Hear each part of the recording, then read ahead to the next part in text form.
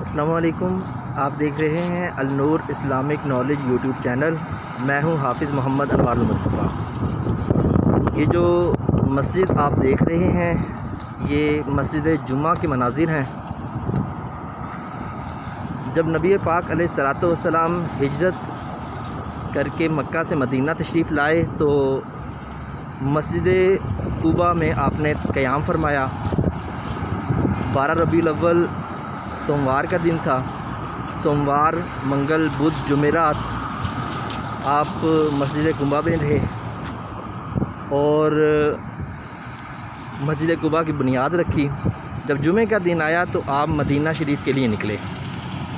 तो जब आप मदीना शरीफ के लिए निकले तो ये महल्ला बनी सालम, जब इस मुकाम पर पहुँचे तो आयात नाजिल हुई जुमा की फ़र्ज़ियत के हवाले से। या अय्युहल्लज़ीना आमनू इज़ा नूदिया लिस्सलाति मिन यौमिल जुमुआ। तो यही महल्ला बनी सालम था। आप सहाबाए किराम के साथ इस मुकाम पर थे।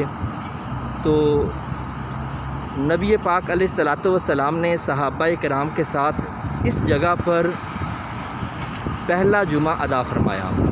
नमाज जुमा पहले ही इसी मुकाम पर आपने अदा फरमाई।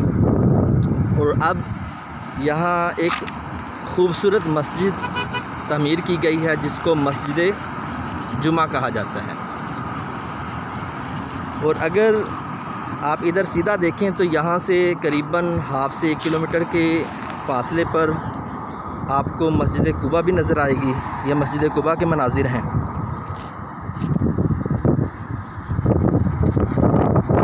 और ये मस्जिद जुमा है।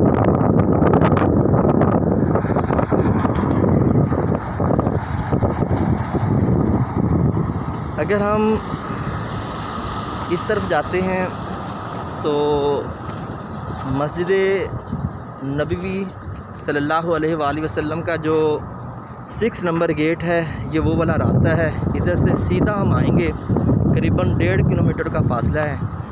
तो यहाँ से 6 नंबर गेट से हम निकलते हैं तो मस्जिद कुबा की तरफ जब चलते हैं तो रास्ते में मस्जिद जुमा आती है।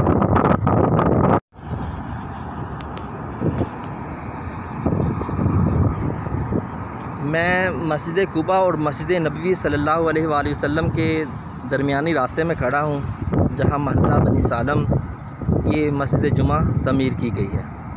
आज जुमअतुल मुबारक का दिन है तो आज हम मस्जिद जुमा में ही नमाज जुमा अदा करेंगे।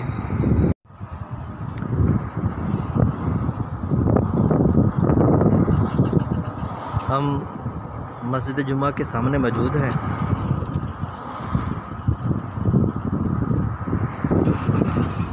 जुमा की फ़र्ज़ियत के बाद नबी पाक अलैहिस्सलातु वस्सलाम ने यहाँ सबसे पहला जुमा अदा फरमाया सहाबाए किराम के साथ। इंतहाई ख़ूबसूरती से ये मस्जिद तामीर की गई है। आज जुमअतुल मुबारक का दिन है तो हम जुमा की नमाज़ मस्जिद जुमा में अदा करेंगे। आइए चलते हैं, मस्जिद के अंदरूनी मनाज़िर भी आपको दिखाता हूँ।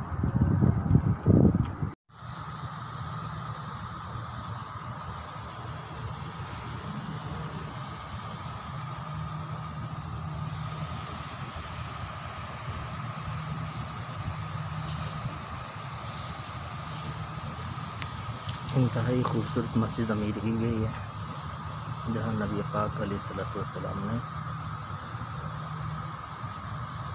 जुमा फ़र्ज़ होने के बाद नमाज जुमा अदा की गई।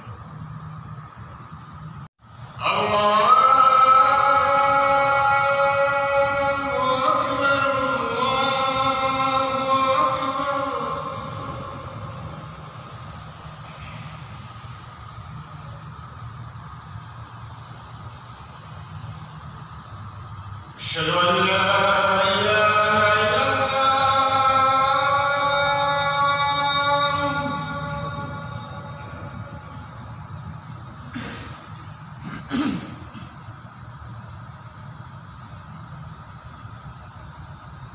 अशहदु अन ला इलाहा इल्लल्लाह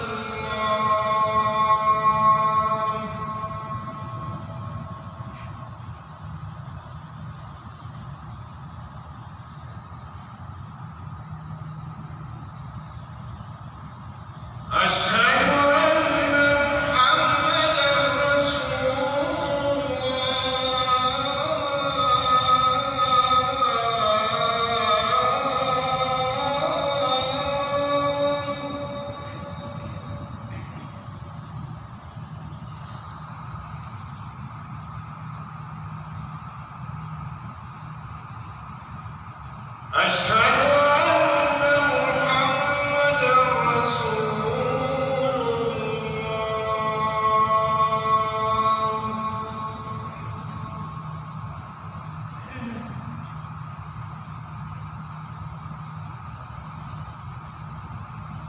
حي على الصلاة.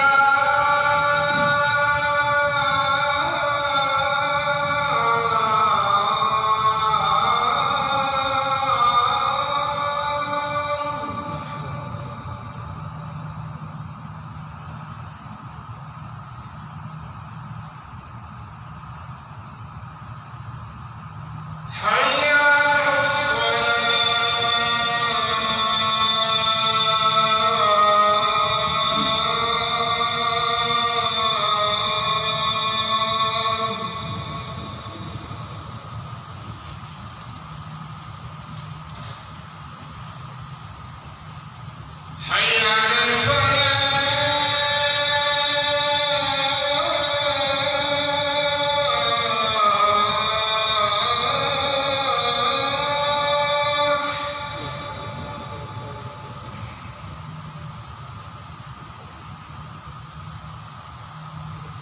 حي على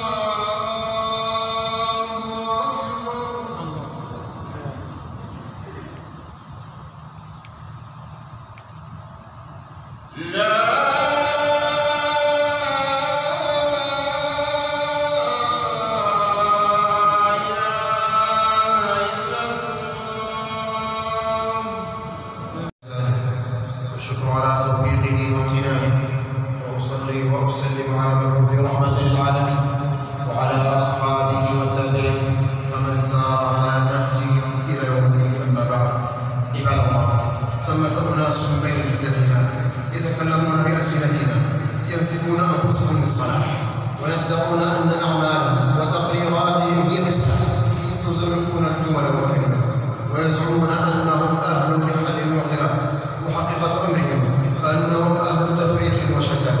قال جل وعز: ومن الناس من يعجبك قوله في الحياة الدنيا ويشهد الله على ما في قلبه وهو ألد الخصام، وإذا تولى سعى في الأرض ليفسد فيها ويهلك الحرث والنسل والله لا يحب الفساد. وأخبرنا جل وعلا أنهم أهل الإفساد والفساد فقالوا: وإذا قيل لهم لا تفسدوا في الأرض قالوا إنما نحن مصلحون. فطائفة من هؤلاء تتخذ التطرف وسيلة للإصلاح، فتسعى للخروج عن الحكام في المظاهرات والمسيرات والاعتصامات تارة، وبالتكفير والتفجير والتخوين تارة أخرى.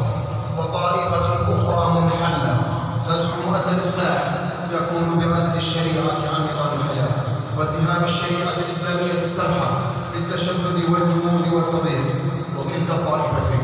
وكلتا الطائفتين أهل فساد وإفساد.